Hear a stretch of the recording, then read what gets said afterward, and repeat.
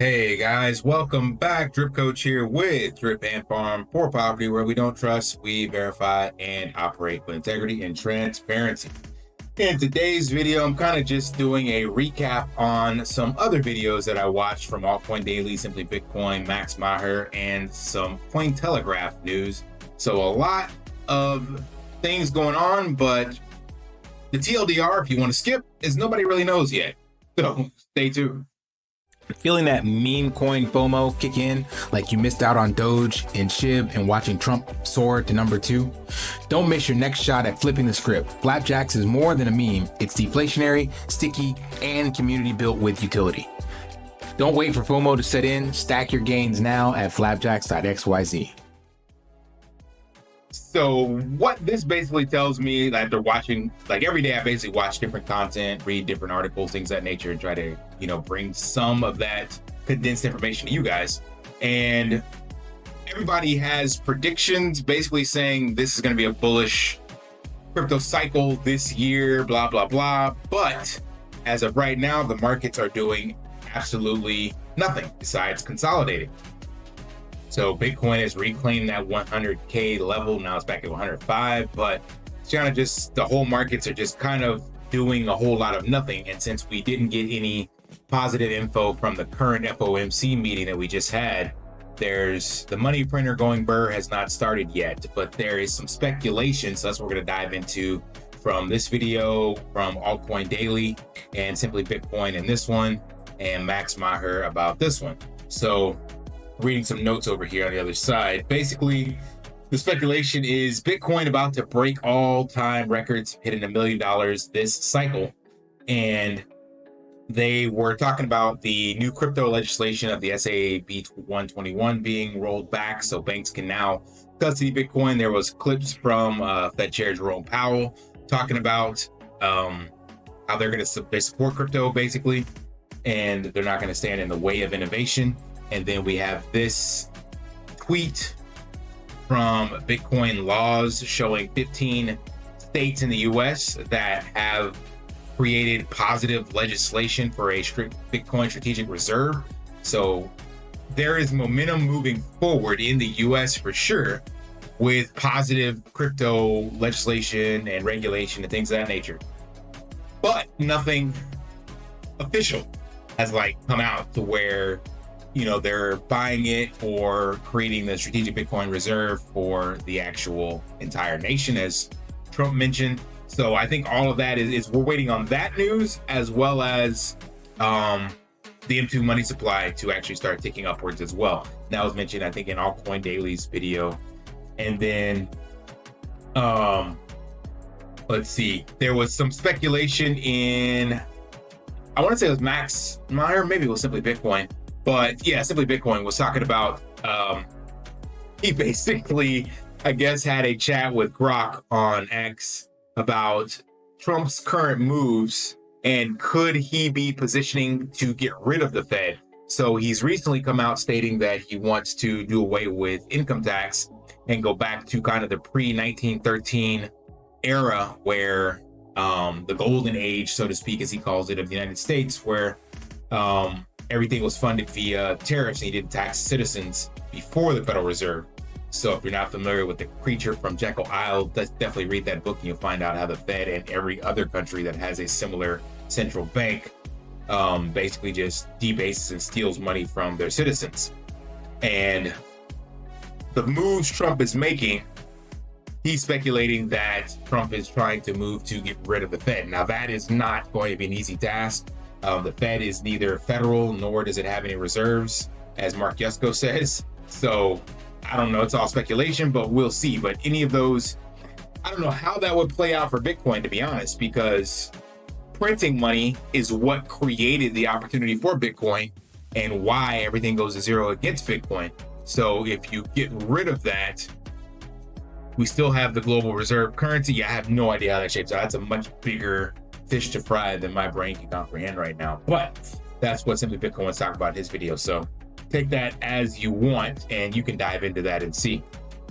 Then there's this article here about Bitcoin retailers sending 6,000 Bitcoin to Binance And a lot of people are speculating, and that's what Max Maher says, that based on some indicators, there will be I don't want to call it a Bitcoin top, but a temporary top, pending how the legislation, strategic reserve, nation state adoption, all this stuff could go. So in his video, he's talking about the 120 to 140K level being the current cycle top, and that kind of ties into what this was about, with people speculating based on that 100K level. So that's why a lot of people were taking profits. I know I had some friends that were talking about, they're like, yeah, I'm just gonna sell we get to 100K because it's a psychological level for a lot of people. And we have hit that resistance multiple times, bounced off of it, punched through it. So it does make a lot of sense. And in Max's video, he talks about some of the global factors that could take us above that level. But since nothing has been implemented, then it's all just pure speculation. And one of those was that Trump's strategic Bitcoin reserve is no longer Bitcoin reserve, it's the crypto reserve. And looking at the World Liberty Fi and his portfolio, they hold a lot more ETH than they do actually Bitcoin. So the question would be, of course, we would like to assume that he's still going to go with a Bitcoin reserve, but could he, as we saw with Solana, right? He launched 2 meme tokens on Solana. We know that Cardano is trying to rub elbows with the president and the administration. We know that XRP is wiggling in. So could there be other cryptos, especially US created ones, that are in this crypto strategic reserve? And could this even be pushed until next year? Like, it doesn't have to happen this year. We want it to happen this year, but these are all the unknown unknowns that he's stating in his video that would cause basically Bitcoin to kind of bounce around below this bullish blow off top that we're all expecting. So I guess the TLDR, as I mentioned in the very beginning of this video, is nobody knows. So we're all waiting for some kind of catalyst to kind of shake us loose from this consolidation that we're seeing. And that's also what's holding back on the alts. So we are still technically kind of sort of in altcoin season, but we have not seen this blow off top kind of alt rip and take off like 2 to 3x, 10x, 5x, whatever the case may be. So everything is kind of stifled, and I guess everybody's kind of sitting around waiting to see how things shape up. Now, I think it'd be March is when the next FOMC meeting is. Yeah. So around this time, we could see the Fed with some information related to M2 money supply. Basically, if they start selling assets off the balance sheet, then that could be the signal that we're all waiting for. So I would suspect, unless something much more bullish happens outside of global M2, that we will be waiting and chopping around like this until March. Like, of course, it doesn't require this. This is what created the previous cycles. This is the Raoul Pal everything code. But right now we're kind of in this unknown territory based off of whatever legislation and regulation globally gets adopted with Bitcoin and crypto. So we're seeing favorable movement with Trump administration, but nothing solid has come out yet.